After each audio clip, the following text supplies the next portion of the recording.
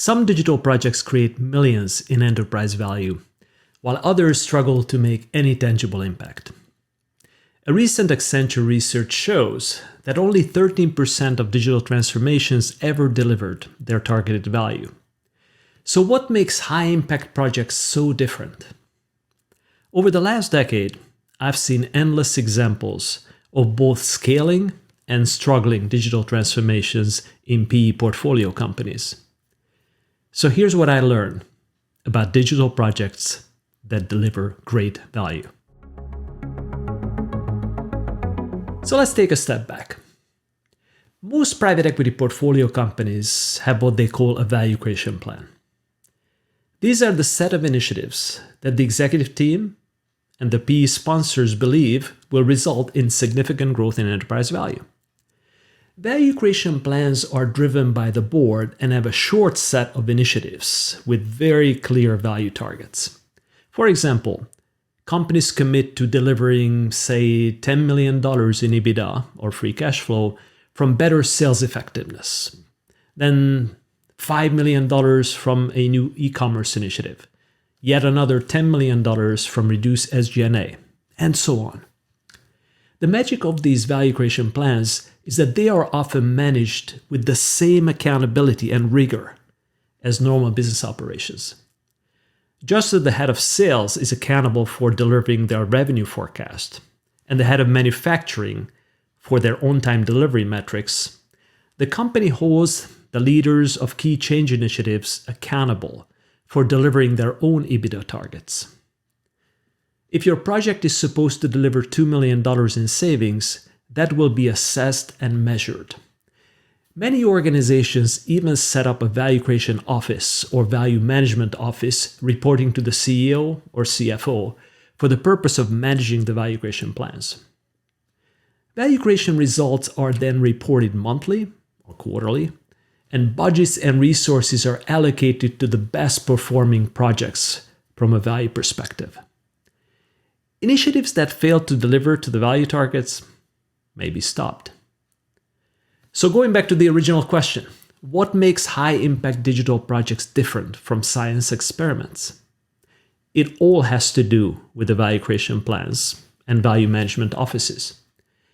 I believe these are the top 3 actions you can all take to make your digital projects higher value. The first best practice is to set a minimum and maximum value goal for each project. It is best to develop a top-down and bottoms-up value target for digital transformation projects. The top-down value targets tend to be based on results from similar projects in the industry or within the company. The bottoms-up targets are based on the actual processes to be digitized or automated and includes a list of potential use cases ranked by value impact. Comparing the two lists gives you a good balanced target. It is not uncommon to see a 2 to 3x difference between the aspirations of the top-down plan and the realities of the bottoms-up analysis. Once you have the project values, make sure they meet minimum criteria. For example, all projects should have, let's say, a minimum $500,000 EBITDA impact. The second best practice is to include your project in the value creation plan. Once the value is clear, make sure the project is part of the company's value creation plan, either as a top program or supporting another initiative. Don't be afraid to ask the CEO the question, what is the minimum EBITDA we have to deliver to be on the value creation plan? And set that as the minimum value goal. If your project falls below the target, you may need broader scope. It is best practice to limit the number of initiatives in value creation plans to those that provide oversized returns. Most companies are better off with 24 change initiatives than a chaos of hundreds of them. Being in the value creation plan will ensure that the right resources are freed up for the project and executive support is a given. And the third best practice is to establish ongoing value governance. More and more organizations set up value management or value creation offices. We'll call them VMOs.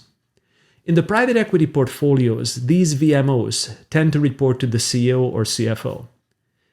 A VMO can provide the rigor and accountability of the CFO function to assess and measure the value creation results of various initiatives. At the CFO level, cross-functional trade-offs can be made, let's say between an underperforming initiative in supply chain and relocating the budgets and resources to an e-commerce initiative or automation initiatives or some other program. The key role of the VMO is to manage a set of initiatives with the same rigor that you would manage your core operations, and have the power and the resources to course correct as needed. In my experience, value-oriented planning and governance would fix the majority of underperforming digital projects. There is more than enough improvement opportunities in any business and plenty of digital technologies out there.